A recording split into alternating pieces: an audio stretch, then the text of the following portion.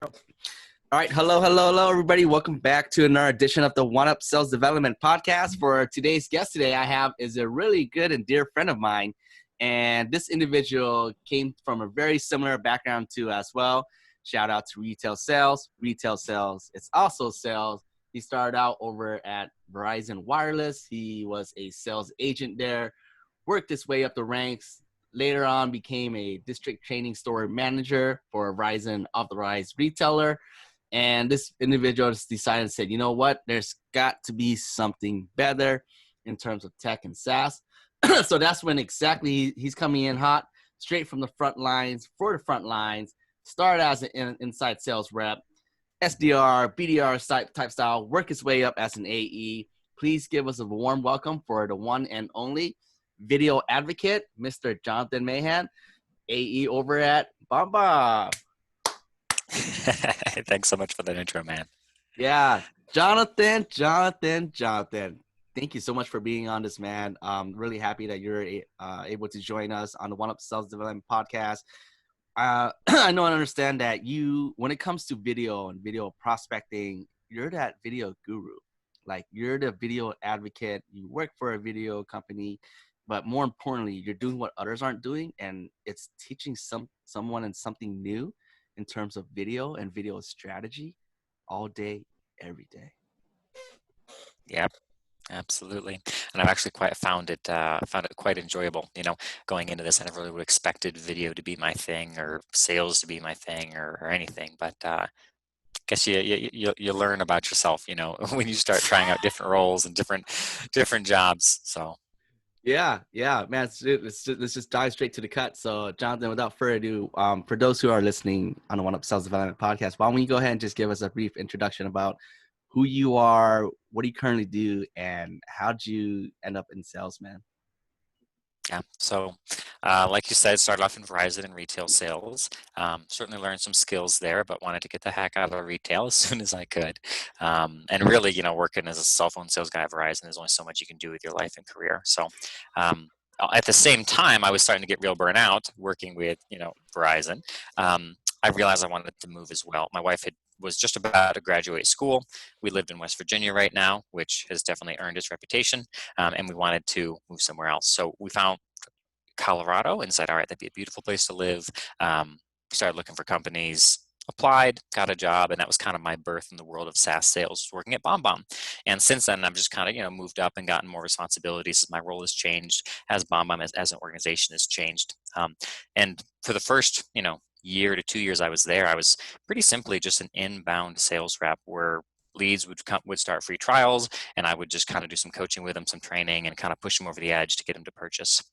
And I still do that, but now they're having me do a lot more of the cold outreach and cold outbound. And I realized as I got going in it, all of my experience in retail sales, all of my experience as an inbound sales representative did nothing to prepare me for outbound sales and cold prospecting. So I have mad respect for everyone who is, full-time in SDR, BDR type of role, because that shit's hard. And even in my current role, I usually only do it for a couple hours at a time, and then I'm just burnt out and I got to go back to the, easier stuff, which is, working inbound leads. Dude, I know exactly what you're talking about. Coming from is just the same background like you, Jonathan. Outbound prospecting, it's a grind, man. It's it's a hunt. You're the tip of the spear. You're cold calling out the blues, try and grab their attention and shit like that. But what I really love about it is that you are from the front lines and you're still on the front line. You start out as an SDR BDR yourself, and you master that trait. And this is exactly why people who come from, because the reason I bring this up, there's a lot of people. I'll be real with you, man. There's a lot of people that's in wireless too, who are not. I'm not saying all right. Might catch some heat for this, but I don't give a fuck. I'm gonna be real. A lot of people I speak to, they're jumping for like wireless, and they're like store manager, or maybe they're an AE over there on the side too, and they jump to the tech side, and they're like, man, I'm an AE. I don't want to be no SDR and BDR. That's a downgrade. But what they don't understand is there's an art and a specific way to prospecting when you're an SDR and BDR in tech and SaaS, specifically with all the technology tools that we use and the outreach strategy. And man, yeah. But like, I want to ask you, so you were you were in Verizon, you're training and stuff. Um, how did you feel when you had to make that horizontal jump? Well, looks like we got frozen there. Let's freeze real quick. And so Jonathan and a lot of people who jumps like horizontal jump from like retail and wireless, they go, man, F that. I don't want to do it. I don't want to be an SDR. That's a downgrade to me. But like I was mentioning, a specific way and art to it. And I want to pick your mind and thoughts because you were a district trainer over at Verizon over there. You know, that's like a high level. It's not like the prospecting level. When you joined that, what was your experience like when they told you? Was this something that you're like, you know what, take a pay cut, but I'm willing to take one step back for two step forwards? I just want to get your mindset on that. So for me, it wasn't too hard to make the switch because the pay was the same, Nice. even though the title was different. And I would be learning new skills. So in my mind, all right, I'm still getting paid the same amount. Now I'm just learning new skills. I was fine with that switch. And like I mentioned in Verizon, you know, being a district training store manager, I could have moved up a little bit. I could have made a little bit more money, but ultimately, you know, within a few years, I kind of would have capped out. Yeah. Whereas moving over into the world of software sales, you know, that same pay level was the bottom of the ladder, and the, you know, growth from there was pretty much unlimited. And that's really what I wanted. So fortunately for me, it wasn't a hard choice because I did get to make the same money when I made that switch over. If I had to take a pay cut to go down, that would have been a harder decision to make. Ultimately, you know, if I could have found a way to pay my bills on the lower salary, I would have gone for it because, again, I'm all about growth and development, and I really don't want to be somewhere where I'm at the ceiling of what I can do. You know, I'd much rather be at the floor so that I have, you know, so much ahead of me that I can chase after. Yeah, dude, I love that, man. Hey, so just want to pick your brain a little bit more on that. So how did you? So you move over to Colorado. No, you were in West Virginia. Like, how did you hear about tech sales? Was it your buddies? Were they talking about it? You know, how'd you get your exposure there? Mostly just Googled it. You know, I knew I would rather work for a technology company than a retail company. I guess my father-in-law worked for a tech company, so that probably is what brought it to my mind that, shoot, you can make good money in the world of tech sales. But yeah, I just kind of started Googling things, right? Best companies to work for in Colorado Springs, tech companies to work for in Colorado Springs, Indeed.com, what's available in Colorado Springs. So I wasn't too picky. I just wanted, again, some kind of job that would pay my bills that wasn't freaking retail. So Yeah. I got lucky that, you know, one of the first things that came up was BombBomb because it has been an incredible opportunity and an incredible company to work for. Nice. And you know, we're pretty fortunate and lucky to have like these tech and SaaS company available for us to work for, right? Like, cause you know, there's a lot of people, and I'm just gonna put it out there just for the record. I mean, I talked about this before my previous episode. Like, there's a lot of some people who are in retail still to this day that has a pretty fucking negative mindset, and the reason why is because they don't have an end goal of where they ought to be. Like, they see it's like a forever thing. They're like, fuck, man, I gotta work past 5, gotta work weekends or early morning, or like when promotions and stuff come up before the phone launches, and it's like, yeah, it's gonna be a party, you know, like the whole store is working at the same yeah, you know what I mean? But here we are, man, like remote work style, salary, benefits, commissions, and stuff like that. And I mean, we're pretty lucky, huh? Yeah. Yeah. Yeah, sure. Yeah, for sure. So, hey, Jonathan, let's talk about video, man. You are that video guru guy. You know, you're pretty. I would say, I'm just gonna say, you're the video guru guy. Like, if someone was to come up to me, hey Jackson, man, I need some help with video. What should I do? I'm gonna fucking say straight up, man. Hit up my boy Jonathan Mahan, man. Hey, listen to one of his podcasts, man. Hey, watch one of his videos, man. Like, you have your own specific channel, specifically dedicated to fully video. Can you please tell us about that? Yeah, so in the work that I do, right, so the product I sell is a video email communication product, and a lot of people want to make the video email part of the communication, but they just feel really uncomfortable on camera. They feel really awkward on camera. They feel really insecure. There's a ton of stuff that holds people back from using video, and it's unfortunately difficult enough, and a lot of times the insecurities run deep enough that you can't just say get over it and be fine. Like, there's a lot to it. So starting back end of December, we'll just kind of say January of this year, I started a YouTube channel and podcast called Angari Video Confidence, which is entirely dedicated to helping people work through their discomfort on camera. So, you know, I share videos of my own with ideas of things to help. I do a lot of interviewing of people about their experiences getting comfortable on video. I interview a lot of experts on topics related to video production. So basically everything that you would need to work through that discomfort, I have created or am in the process of creating through this YouTube channel and podcast. Nice. I love that. And was this something that Bomb asked you to do, or is this something that you were just there and, working on? You're like, man, I'm going to take this to the next step and just do it on your own and on the side. Oh, it's entirely a side hustle, man. I Oh, am an individual very, very much prone to action and just doing.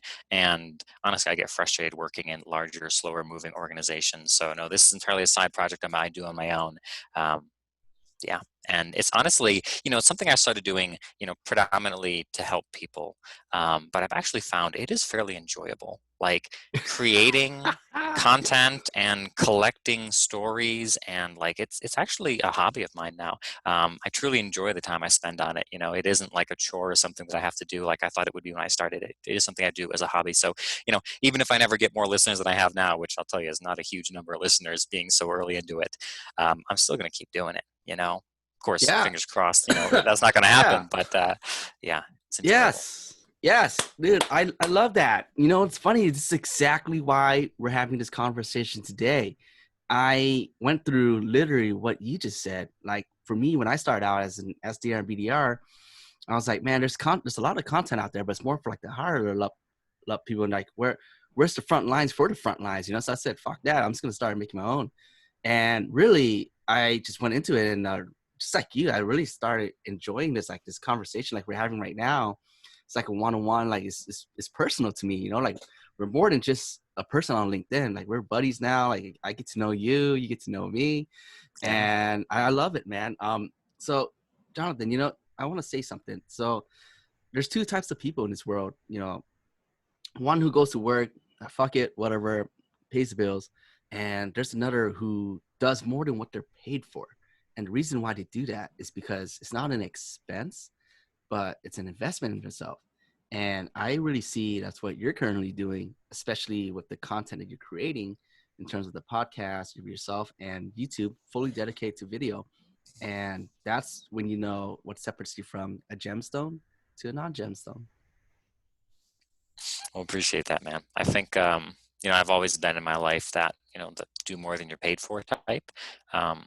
Partially that's because it's an investment in your future, right?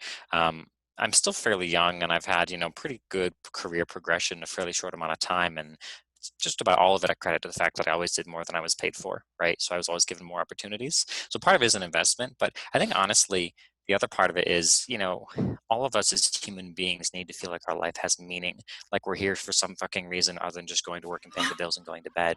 And there's a million places to find that meaning, and I would say all of us, find that meaning in a variety of places, right? From family and friends. But I think, if you find a decent job, your professional work can be some of that meaning.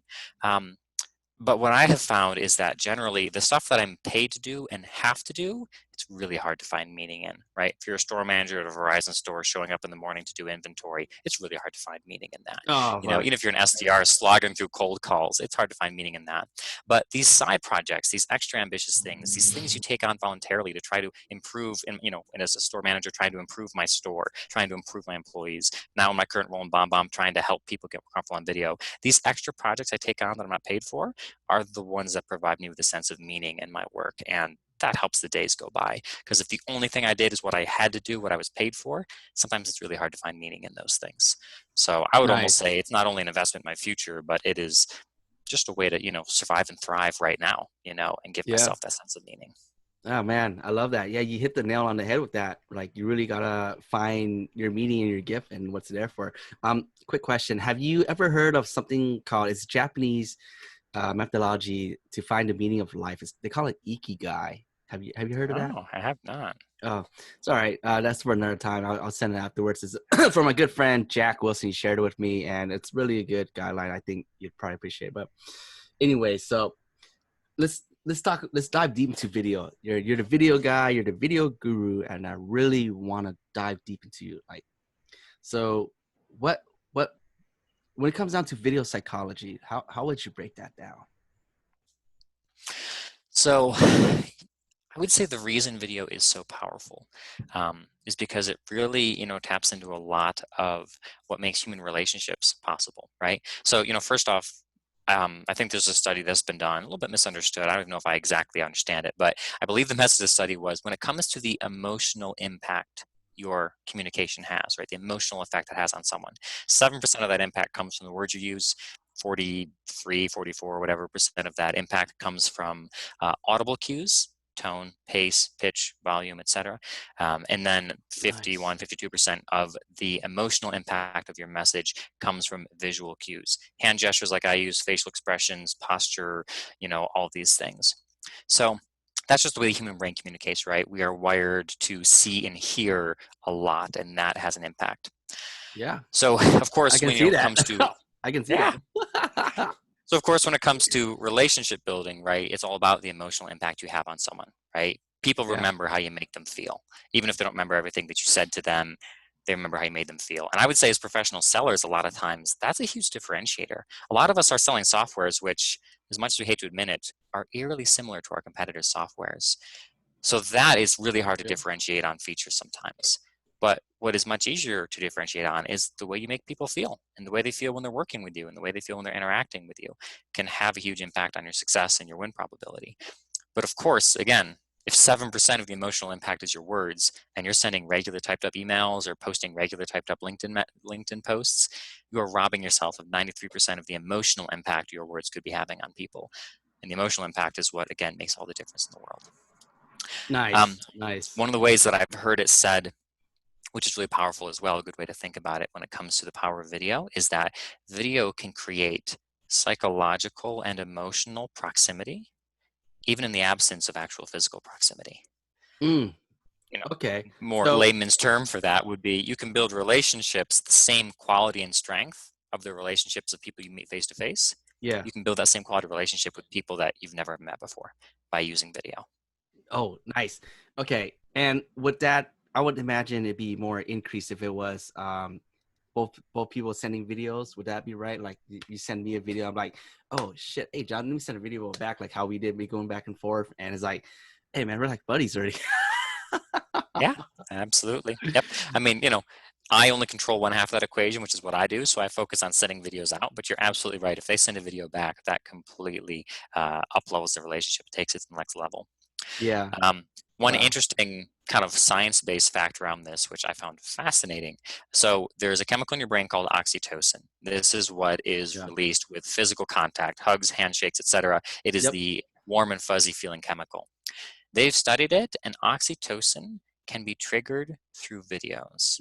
As long Ooh. as the video is making eye contact with the recipient, the person Yeah. watching the video will get a surge of oxytocin when they watch that video. Yeah. So when I just said, it creates emotional proximity in the absence of physical proximity, that's the science behind it, right? Physical proximity, a handshake or just physical closeness releases oxytocin. Videos also release oxytocin. So they are physically creating the same neurological response that a face-to-face meeting would have. Yes. So there's some real Yes. science behind why these videos are so powerful. Yeah. And to your point about um, having them send a video back, right? That is best. Again, you can't always control that, but that is best. And the reason why it's so powerful is this. When you're doing simple, raw, authentic videos, right? I'm not talking about a polished, edited video that looks like a commercial. I'm talking about some guy sitting in his home office with a messy bookshelf in the background and, pretty plain Jane t-shirt on.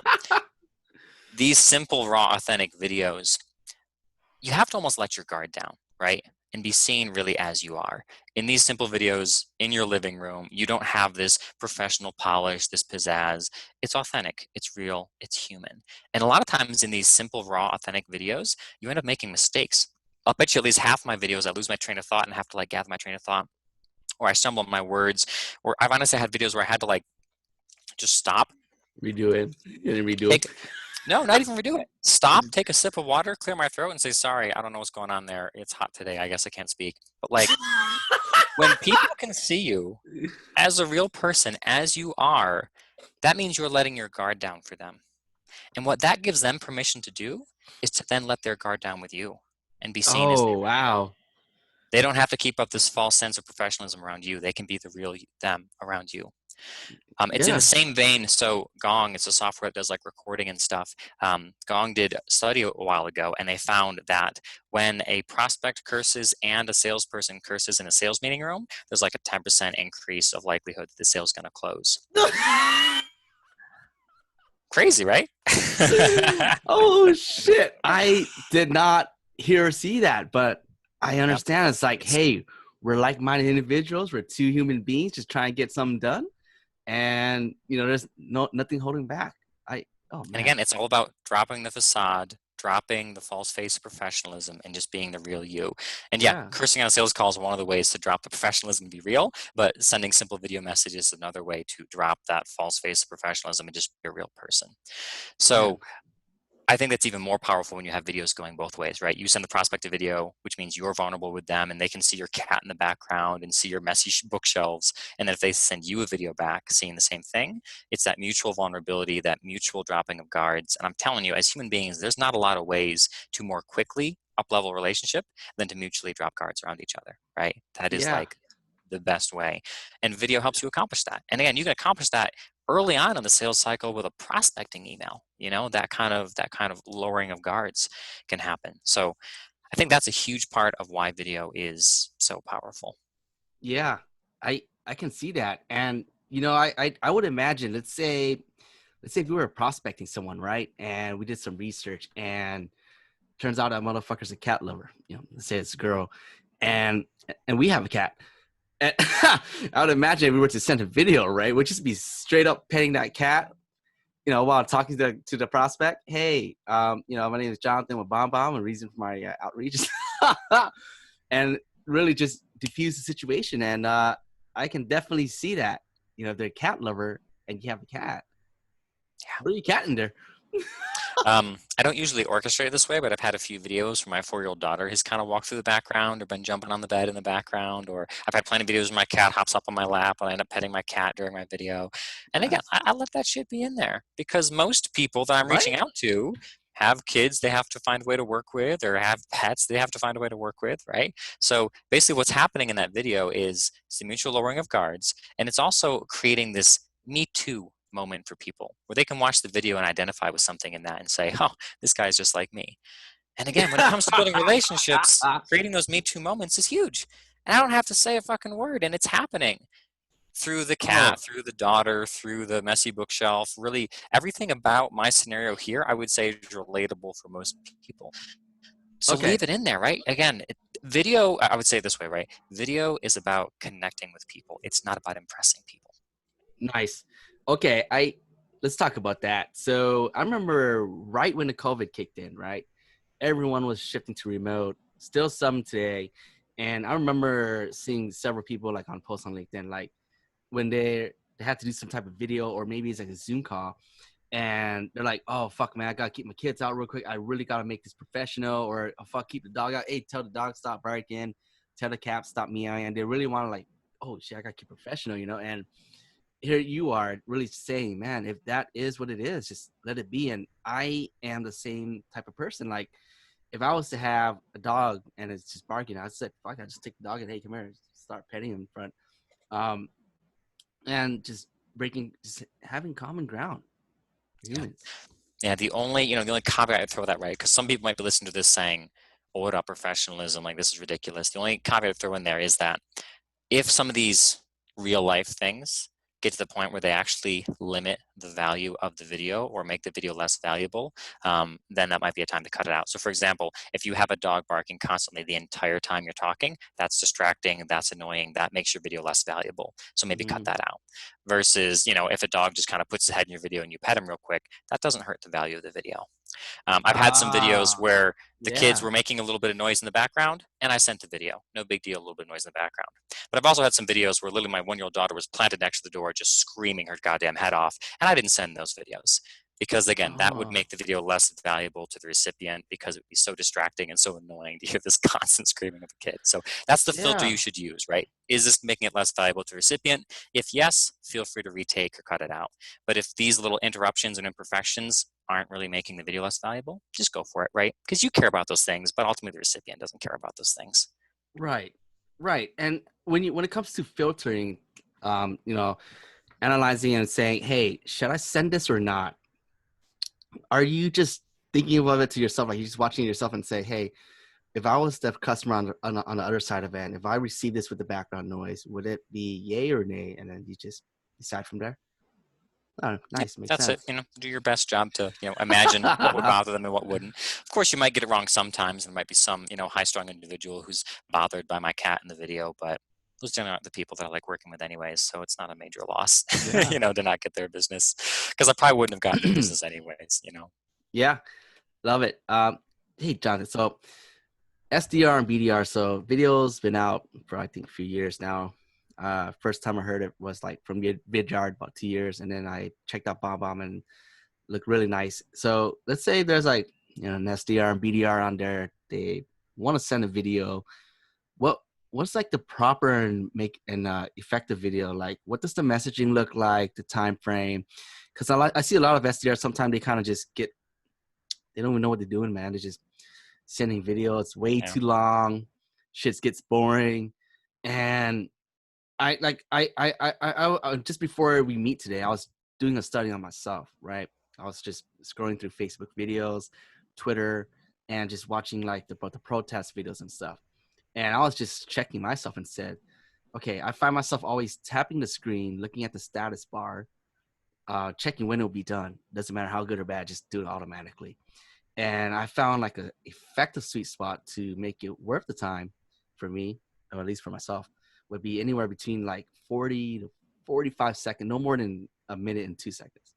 If it's anything like 2, 3 minutes, I'm like, fuck that, I'm out. I just scroll next. Like, you as a video guru, please nail us on this. Yeah. Well, first we'll talk about the length, and then we'll kind of talk about the messaging.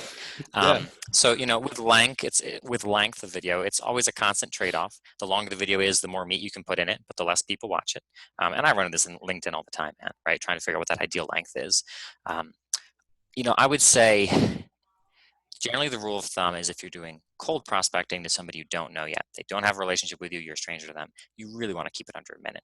If it's going to roll over a minute, minute 10, right? Like really keep it at that minute mark or below. When it's somebody who knows you better, you have a bit of a relationship with, maybe it's a customer, maybe it's a prospect who's really far along the sales cycle, who knows you well, you can probably get away with 2 minutes at that point. But you got to have a damn good reason to go over 2 minutes, I'd say. So that's as far as length. On social media platforms, if you're going to be doing content for that, I've found for me personally, I rarely can post anything of substance in less than 2 minutes, but I really try to keep it to like 2 minutes and change. When I have these 4-minute videos out there, they definitely do get less engagement. And you're right, people do definitely, watch a few seconds of the video and then they don't make it through the rest of the way because they do the same thing and start watching it and say, okay, this is kind of interesting. How long is this anyways? 4 minutes? Forget that, I'm out. So I'd say, 2 minutes is a good mark to aim for on social media. 1 minute maybe is a good mark to aim for on video emails. Nice. But I think you're right that a lot of people in the sales development world have tried video email and it hasn't really worked that well for them and they just give up. Yeah. And one thing it's interesting, maybe like a year into this job, I came to the uncomfortable and unfortunate realization that my product wasn't the fast track ticket to success that I thought it was, right? BombBomb video email is not a silver bullet. The only thing that video does is it amplifies the strength of your message, makes it come through louder, clearer. But if the message isn't right, amplifying the strength of it doesn't matter at all. Which means that the whole work of, identifying the right people, identifying their pain points, figuring out the right time to reach out, all that work is still got to be done in order for video to be effective. You can't just do a quick little video email saying, hey, this is who I am, this is what my product is, let me know if you want to talk, and expect to get very much out of that.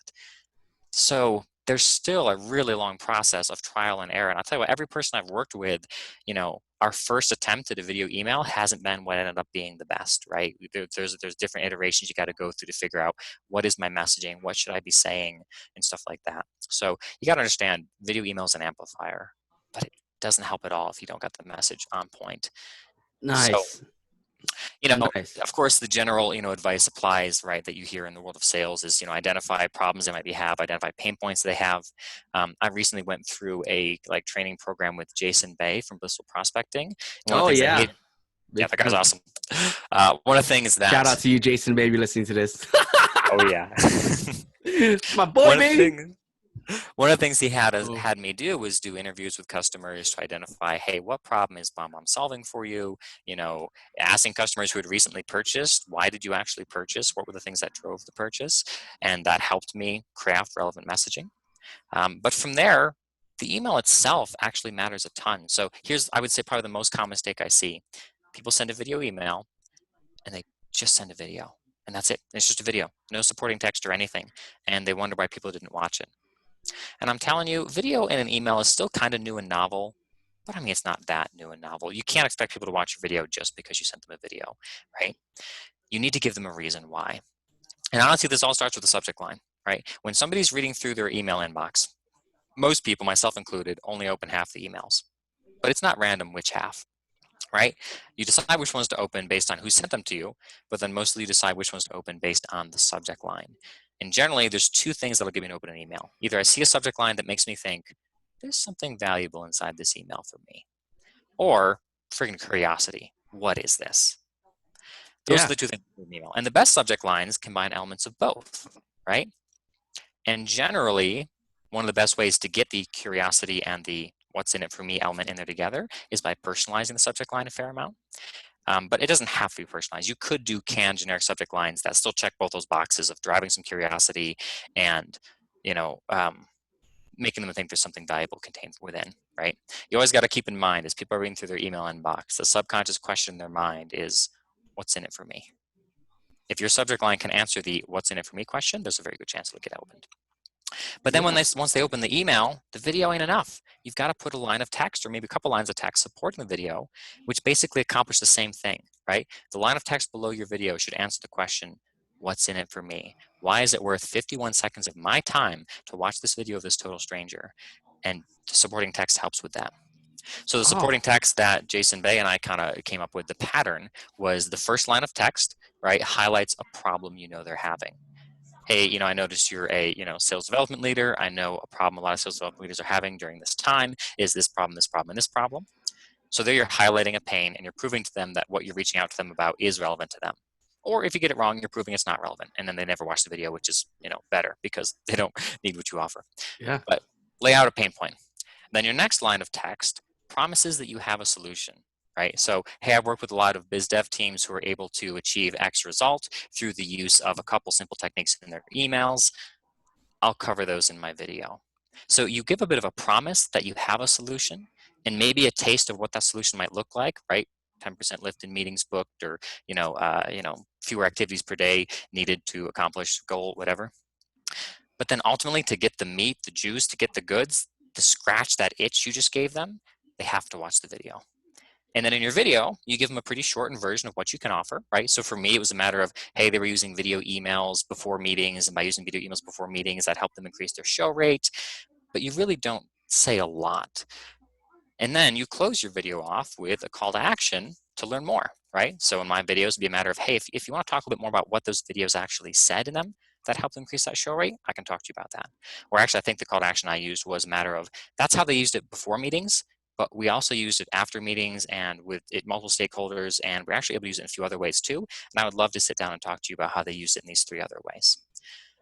So basically, the entire way from the subject line to the body of the email to the video to the call to action to the next step, you're just continuing to follow that same pattern of trigger their curiosity and answer the what's in it for me question to get them to take the next step. So first they open the email, then if you do a good job with the text, they watch the video, then if you do a good job with the video, they book the call.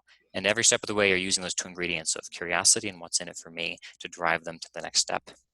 Nice. But if you don't have those ingredients in place, I honestly don't think video email will be a huge lift for you, right? I mean, it'll probably be better than what you're doing now, but 10% better, right? Not going to be major. The people, out there who, rave about how great video email is and how it's the best thing since sliced bread, they're the people who have cracked that code, who have figured out their messaging so that they can drive people from subject line to text to video to next step. And once you crack that code and figure that out, video is freaking incredible. Because again, it brings the human element, the warmth, the personality, the differentiation, the rapport building. It brings all those elements in combination with, the value and the curiosity. But it can take some time to get that down for sure. Even myself, I won't say I've totally cracked that code. Damn, Jonathan, that was the price of admission right there. You literally taught me a few things myself that I didn't even know. Man, I love that. So you partner with Jason Bay. Love that guy with the reply method. But okay, so let's break this down, right? to making, let's say it's a intro video. You're reaching out to your prospect, 60-second, whatever. So really the key recipe that's been working for you is, so the subject line, right? Something like personalized, trigger that curiosity. And once they open it, right away to get hit in the face with a, the text structure of what's in it for me. Hey, I noticed you're an SDR manager. Here's a few things that SDR managers are currently going through. This is how we help them. I made you a short video here, and just nailing it down, right? You're just pointing them, like you're redirecting them to go down more. And then once they open that video, bam, they get socked in the face. For less than 60 seconds. I mean, socked in the face is not the nice word to say, but yeah, it definitely breaks through the noise, right? So, quick question. Let's say they open that video. How would you personalize it? Like, do you have to do any type of research that you tie it in, or is it just more like just writing their name, as simple as just writing a name on the board, like, hey, Jonathan, it's me, Jackson. What's up, baby?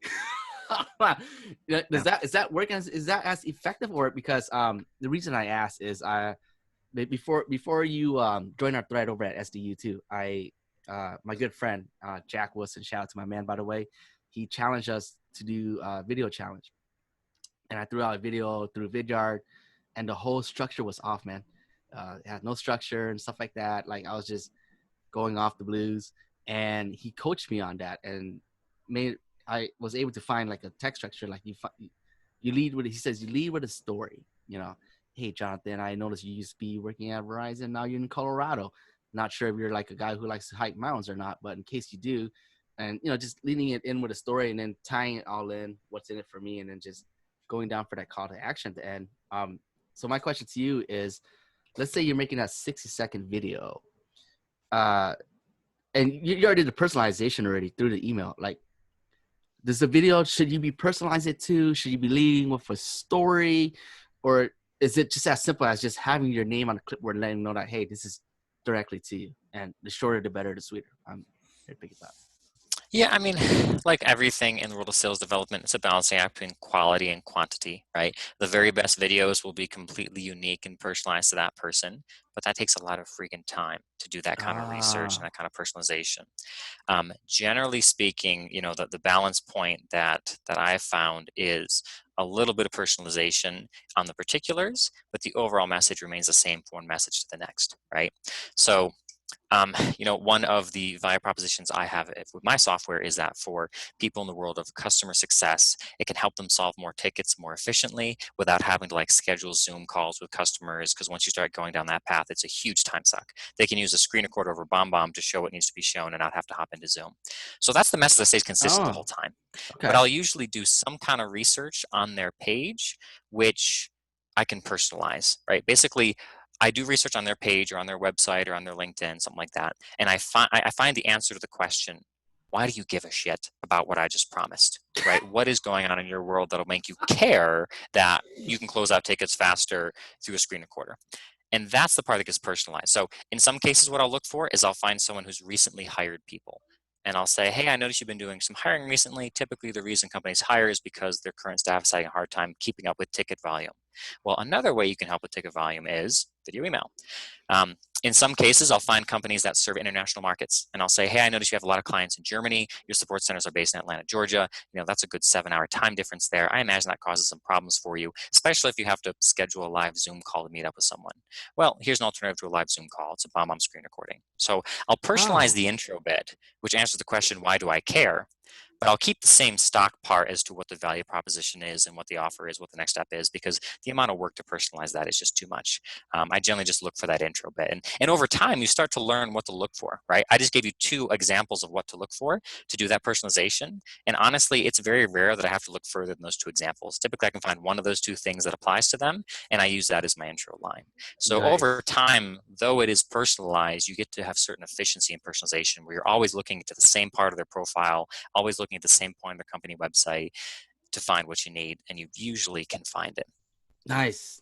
Looking for patterns and just attack. I love it, man. Jonathan, when we first met, I'll be real, I have never heard of a video sequence before. And when you said it, I was like, holy shit, why isn't there? And it actually is existing. I was like, man, this guy's the real deal when it comes to video. Talk to us about, effective video sequences.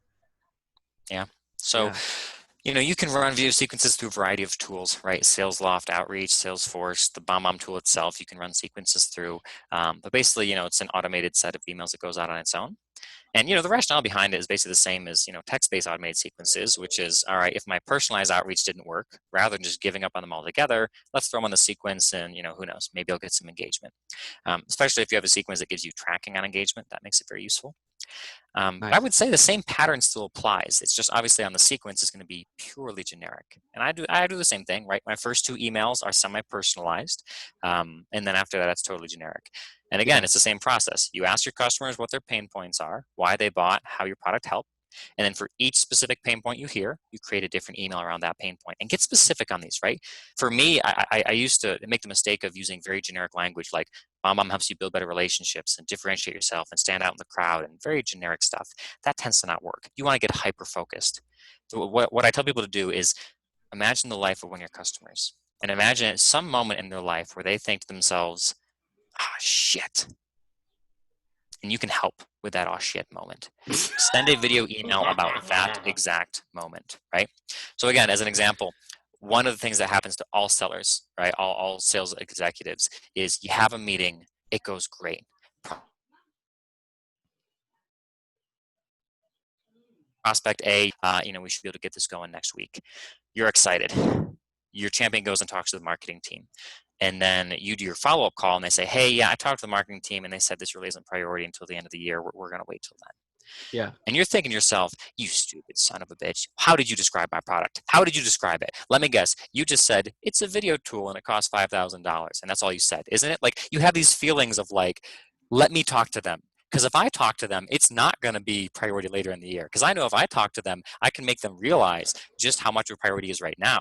But it's your stupid ass who couldn't relay the message well, and that's the reason why they don't want to move forward. So let me at them. Let me talk to them, right? I think we've Yeah. all gone through that at some point, where there's someone else in the organization who's spreading the gospel of what we can offer, and we're not spreading that. And then that champion comes back and says, yeah, they're not very interested.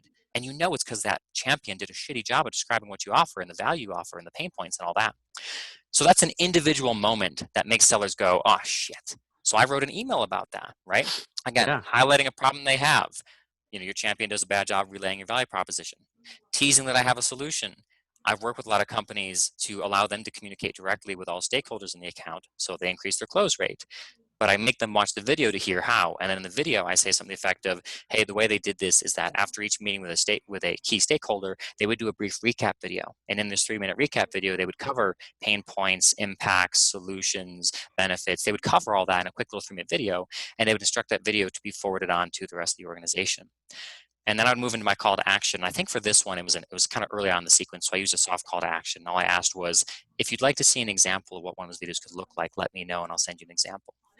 But that's how I did Nice. it. And that is 100% generic, right? That can Yeah. be included in a sequence that everybody gets. So that's the process for building sequences. Identify, I would say 6 is best, but if you only do 3, fine, start with 3. But I say best is 6 moments, individual moments in a person's day where they say, oh shit, and your product can help. And write an email exclusively about that moment. Don't bring up all the other things you can do. Focus on that exact moment and exactly how you help in that moment. And then you got 6 different emails with 6 different messages. One of them is going to resonate. And because of how specific it is, rather than being generic and vanilla, it gets a little bit more attention from people Yeah. than these broad, sweeping claims.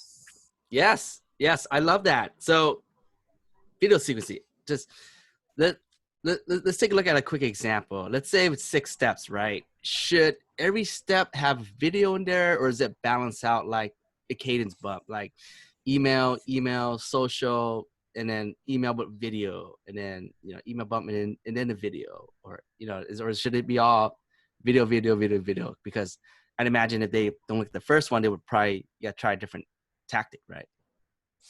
That's hard to say. I'm obviously a bit biased in favor of always using video. The one thing I can say, though, is that there is some value in pattern disruption, right? If they get used to seeing a video email from you every single week, it'll get ignored. Where if you mix it up, video, text, that's good. Yeah. For myself, the way I provide that variety is I send the video email, and then a few days later, I go find that in my sent folder and I reply to it saying, hey, have you had a chance to look at this yet? That provides that needed variety between fresh email with the video versus one line of text in a reply. And that's good Yeah. enough for me. If you're the type of person who, I don't know, just doesn't like using a whole ton of video and you want to use kind of half and half video, half non-video, it probably doesn't hurt. My only concern with that is that, even the best email open rate's only 40, 50%, meaning they only see half your emails. So if they only see half your emails anyways, and then half of them don't have videos in them, well, shoot, how many videos are they actually going to watch? At that point, they're more interested in anything. So personally, Right. I prefer to have a video in every one. I don't know if it needs to be that way, though. It's probably okay to put a mix in there. Yeah. Yeah. Okay. Definitely makes sense. Thank you for that. So, Jonathan, just as we're running up the hour here, before we start wrapping things up, I want to. So here's the thing: SDR, BDRs, especially if they're new out of college and stuff. A lot of them really learn comfortable on video. Some of them aren't. They're really used to social media. Gen Z specific, and they're using video all the time, right? Snapchat, Instagram. Like, how for those SDR and BDRs who are having trouble with video or like they don't feel comfortable, what are a few things we can do to break that mentality? Like, hey, you're already fucking doing it, man. You're sending selfies, you're taking selfie videos. It's the same shit. It's just more work. But how do you break them through that? Well, first off, go check out Ngari Video Confidence podcast and YouTube channel hosted by me. There's a shameless plug. There's a shameless plug. Oh man, I love that. I would say the other, advice I can give in a short amount of time would be start with what feels low risk. A lot of people start by sending videos to their top dollar prospects and get intimidated, and don't do that. The truth is, if you feel uncomfortable on camera, your first number of videos, maybe like a dozen will say, it's going to be obvious, and the videos probably won't be that good, right? Yeah. So everyone has to go through that. Everyone's first 12 videos suck. So the question for you is, do you want your first 12 videos to go out to prospects, or do you want the first 12 videos to go out to your brother-in-law, yourself, your wife, your colleague? A lot of people have like a voice memo feature on their phone where they leave reminders for themselves. Use a video email instead. So you're wrapping up the day and you're going, oh crap, it's like 5:30. I got to cut it, but I still have so many things to do, so many emails to send. Send yourself a video email saying, okay, John Mahan of the future, here are 3 emails you have to send this morning. Send this, send that, done. It's going to yourself. There's no need to feel intimidated or embarrassed, but it gets you comfortable looking into a camera lens and forming coherent thoughts. Because truthfully, there's neurological changes to your brain when you start talking to a camera lens and that fear response kicks in and you get less, blood flow to the frontal cortex where thoughts are formed, and it becomes really freaking difficult to form coherent sentences when you're looking into a camera lens. It's crazy, but everyone goes through it. So in order to work through that, to get to the point where your brain no longer has a fear response to camera, the solution is just record the first 12 videos to yourself, to your boss, to your colleagues, right? People who you're not trying to impress, who aren't going to judge you, just to get used to staring into a camera lens and speaking clearly. Once you've done a dozen videos of those, even if you feel uncomfortable inside, typically after the first dozen videos, you don't really look all that uncomfortable on the outside anymore. And then you can kind of move forward with the videos for LinkedIn, for social media, for prospecting, stuff that matters a little bit more, stuff that has a little bit more risk associated with it. Nice. There it is. Love it. Jonathan, thank you so much, man. We truly appreciate this. You dropped a ton of things on video, and this is you taught me several things that I didn't know, and man, I really love that a lot. So this is a huge takeaway. And I know we're catching up the time here. So Jonathan, 2 things just to wrap this up. If there is an SDR and BDR right now who just started, like this got in the game, like what would you challenge them to one up their game? And if they want to reach out to you and say thank you, what's the best way to do so? I would say, challenge or advice for someone new to the game to really focus on mindset and mental health, because none of this great advice you get out there is going to mean a hill of beans if your mind's in the wrong spot, if your mood's in the wrong spot. So really focus on mindset and mental health, because this is the most mentally draining, exhausting job. Not the worst you can find, but pretty close. It's got to be ranked, top 10 mentally draining, emotionally draining jobs. So really focus on mental health and mindset. As far as where to get in contact with me, my email address is jonathan.mahan@bombbomb.com. I'd say if you want to try out video email services, just email me. I can set you up with a free trial and do some free coaching with you. If you just want to get connected and you're not necessarily in a hurry to, try out BombBomb or anything, find me on LinkedIn. I post very regularly about topics involving sales and marketing and video and stuff like that. So just Jonathan Mahan BombBomb in the Google search bar should probably find me on LinkedIn. Love it. There it is, guys. And can you drop it down one more time? What's your podcast and the YouTube channel called in case they'd like to go ahead and check it out? Yeah, so it's Ngari Video Confidence, and Ngari is spelled INGARI. There it is, guys. Ngari. What does Ngari mean? There's a video about what Ngari means. The word means leopard in an African language, but it's really tied to a woman who really inspired me. So yeah, there's a video on the podcast about what it's about. It'll probably take about 5 minutes to explain, but the word means leopard. And you'll notice like the image on the page is a leopard, but there is a cool story behind it. Love it. Love it. Leopard, leopard. All right, you guys. And that wraps up for the One Up Sales Development Podcast. Jonathan Mahan, thank you again for hopping on, brother. This is great. Hey, thanks so much.